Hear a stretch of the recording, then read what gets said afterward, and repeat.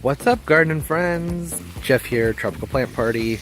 Today, I think it's time for an orchid update. I haven't been doing many orchid videos lately. By lately, I mean like the past 4 months. Partially because, like I said in my last orchid video, there just isn't much to say right now. Or so I thought. So I guess I should start with a little bit of background, but I'll wait till this plane's done passing over. It's so rude, don't they know I'm trying to film? In a nutshell, last winter, if you're new to the channel or maybe you just didn't see the video, there was an incident in my grow space. Basically, my garage door got left open and my circulation fans didn't turn off. I think one of the breakers tripped, and as a result, the bulk of my Vandas got extremely desiccated. And my grow space is my garage, and it's really hard to keep the humidity up in there. I have a plan for this year, gonna try something different, but basically, a lot of the Vandas, the damage was just too far for me to really do anything about it. Now, I suppose I could have attempted daily soakings, like multiple soakings a day with the ones that were extremely desiccated, but it was my last semester of school and I honestly just didn't have time. So I just did what I could do, basically just watered them about 4 to 5 times a day, but I think that the temperature and relative humidity just wasn't high enough to quite bring them back from the damage. Ended up losing about a dozen, and it took, you know, a few months until I had decided which ones to just say, alright, you're taking too much of my time and energy, and you gotta go, but, and then I gave away a lot of my Vandas after that. Because I got to a point where I had so many of them, like nearly 200, that I just couldn't keep up with it. It's not practical for my climate. It's not practical to have 200 Vandas when you live someplace that they have to be indoors half of the year. So I was ending up putting in so much time and energy just into keeping my Vandas alive that I was really not giving my other orchids enough attention either. I even lost a few of them. Like, literally lost them because I was so distracted just trying to keep up with the Vandas, keeping them alive indoors, that I had orchids that disappeared and I found them months later, like they had fallen over and gotten under shelves. And I don't like that. So to me, what I decided to do as a result, after finding like 3 orchids that were almost completely dried up and dead, I decided it's time to stop buying orchids and to weed out the orchids that I have that I don't really care about. Basically, my collection got too big for me to handle, so I have kind of changed my philosophy with orchids. I don't really buy them anymore. Not that I'm not going to, it's just that I'm only going to buy orchids that I'm absolutely obsessed with because they need to be worth the time and effort, and no more of this buying clearance rescue orchids. That's how I ended up getting so many. I just had tons and tons and tons. I was pushing 300 orchids in my collection. I just don't have the time and space for that. So I have been giving away the ones I don't really care about and keeping an eye out for anything that catches my eye that I'm like crazy and obsessed with. So long story short, my resolve here has been I'm not buying an orchid anymore unless I'm absolutely crazy about that orchid, like the Grammatophyllums. And I'm by no means done with Vandas, I'm just not going to keep buying them if I'm not crazy about them. In psychology, there's a term called hedonic adaptation. Basically what this is talking about, hedonic adaptation, is that, well, we receive pleasure in our brains when we get new things, and then we quickly get over those new things and we want to get more. It's kind of like the reward system with gambling almost. Maybe not quite as severe, but it is for some people.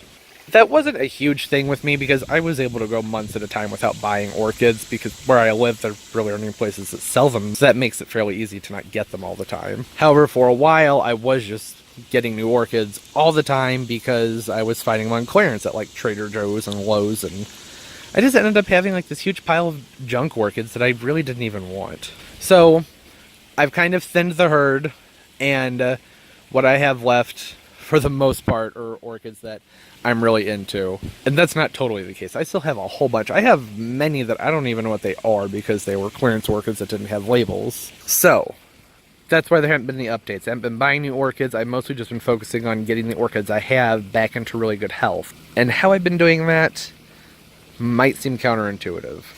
I'm a heavy-handed waterer, so orchids like my cattleyas that don't need to be or don't want to be watered constantly all the time, I went ahead and I moved them to the other side of my patio. The reason for this is because my hose doesn't reach over here. So I don't even really have the option to water these all the time. So I basically took away the mechanism for destruction. And then I also kind of reverted back to my old school orchid growing method, which is the part that a lot of people probably aren't going to agree with, but it's working for me. And my old school method, what I used to do many years ago with my orchids when I had a booming and thriving collection, was that I basically just let nature take care of them.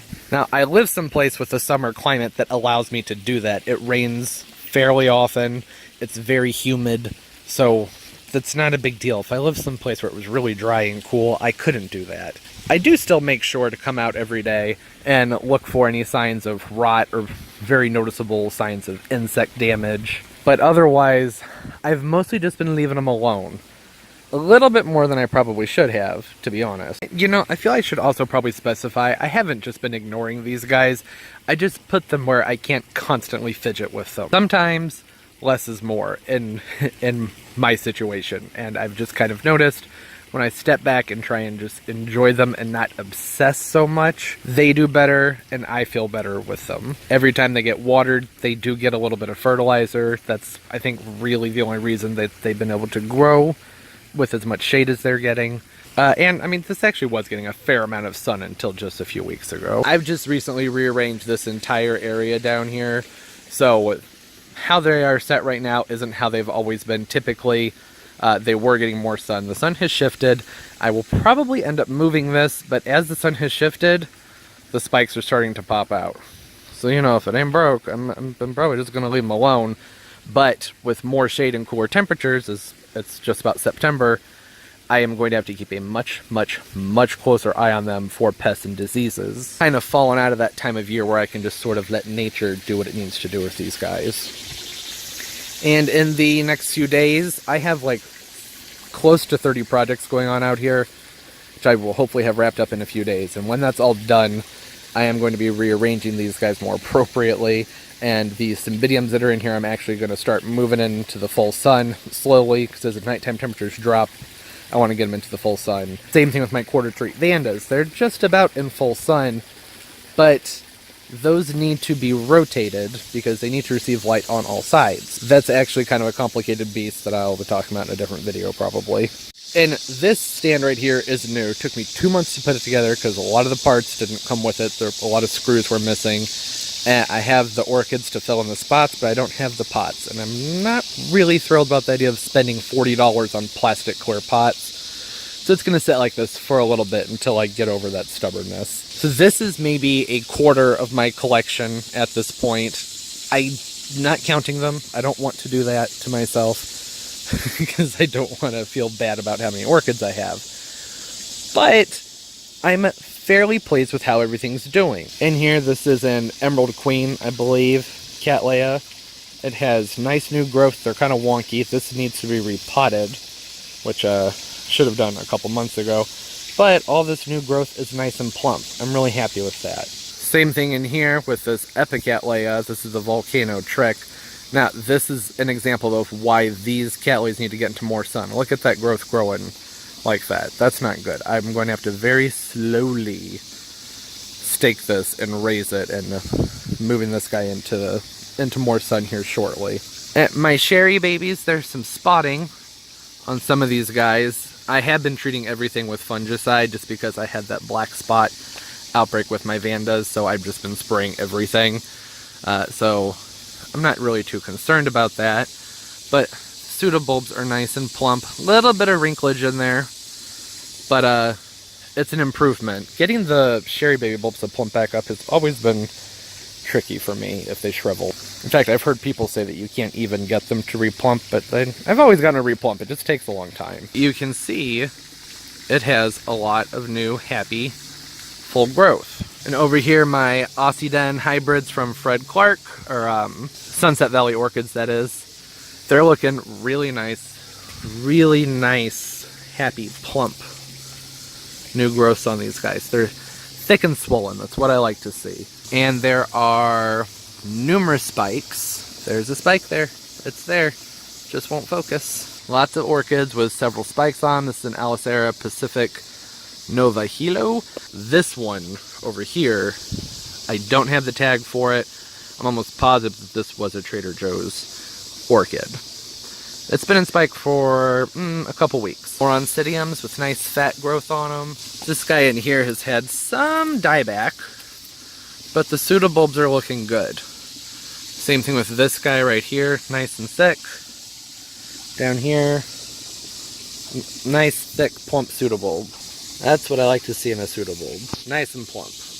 Now this Burragara was actually one of the ones that was doing the best out here, and it is shriveling. So this one will probably be getting moved to more light.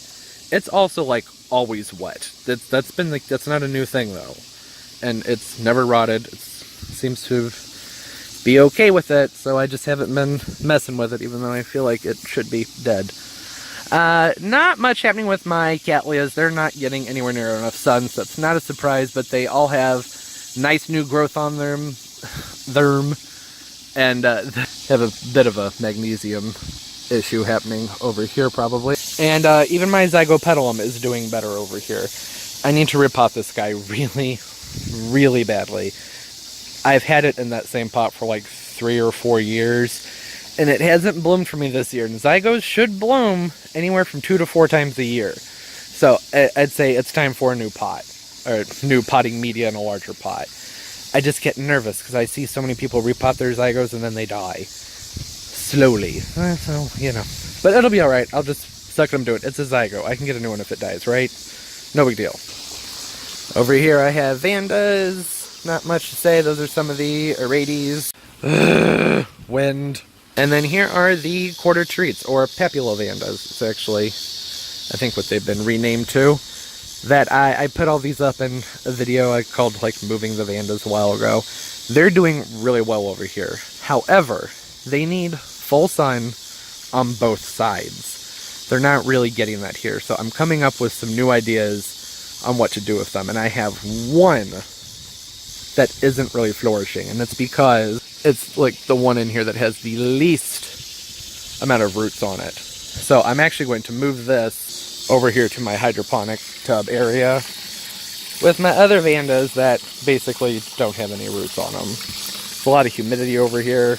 It'll get it going better. I'm going to leave that soaking for a while. And I've kind of gotten to a point where I'm sort of just hanging Vandas wherever I can because my Vanda tree died. It's not fully dead, but it will be soon, I think. There's even an epidendrum growing through here that I just noticed. I see epidendrum flowers back. This is what I'm talking about. If you can't keep track of what you have, then you have too much. This is why I'm not buying orchids. Well, not buying orchids right now, that is. Phalaenopsis fuller sunset, still in bloom, of course, because it never stops blooming. And back here I have more of what are kind of like my misfit orchids that need more TLC, so they're getting a lot more shade than my other guys. You know, I've noticed orchids need way more sun than we give them credit for, but I'm really focused on getting their roots going, because the more root that's there, the more nutrients I can give them in the long run, and that's what I need when I take these indoors, is lots and lots of roots. So, and that's working out fairly well. Yeah, a lot of these guys have some nice, thick, new roots in them, so they should be okay. I do need to move my catasetum, so this was getting more sun up until about a week ago, and the sun shifted, and now it's much more shady. I actually will probably end up moving just about all of these guys. And here is another one of my oncidiums. This is Sherry Baby. This is a very, very, very large plant. It needs to be moved into more light as well, but its new growth, its new pseudobulbs are looking fantastic. And yeah, with these guys, there's lots of spotting on the leaves, there's burnt tips. I'm keeping them outside. That used to be something that would really bother me, but I've kind of gotten to a point where I'm sort of over that. As long as they're happy and things aren't spreading and seem systemic, it's okay. And so far, nature's doing a pretty good job helping me take care of these guys. Like, look at this one. Now, I thought this was one of my Sherry babies, but I don't think it is.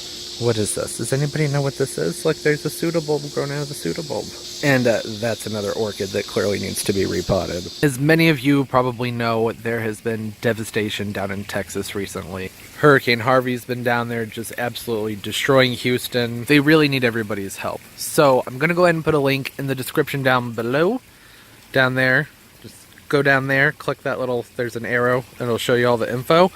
That'll give you a link to Red Cross if you want to donate. Every penny helps. They're really going to need it. There's a lot of people who everything's just devastated. I'm only mentioning this because there are a lot of viewers who are out of the country and maybe don't even know what's going on, or probably maybe don't even know what a hurricane is. I don't know. Do hurricanes happen everywhere? I don't know. I'm not a meteorologist. And you can also go to Google. Google's doing a donation drive, and they're putting it towards American Red Cross, where they'll be dividing it up where it needs to go. But Google's matching the first $1 million, so it's money well spent. I think that they've already hit that $1 million point. I'm not positive, but the links will be down below. Okay, so that's going to do it for today. Hope everybody's doing well. Don't forget to comment, like, and subscribe if you already haven't. I try and upload multiple times a week.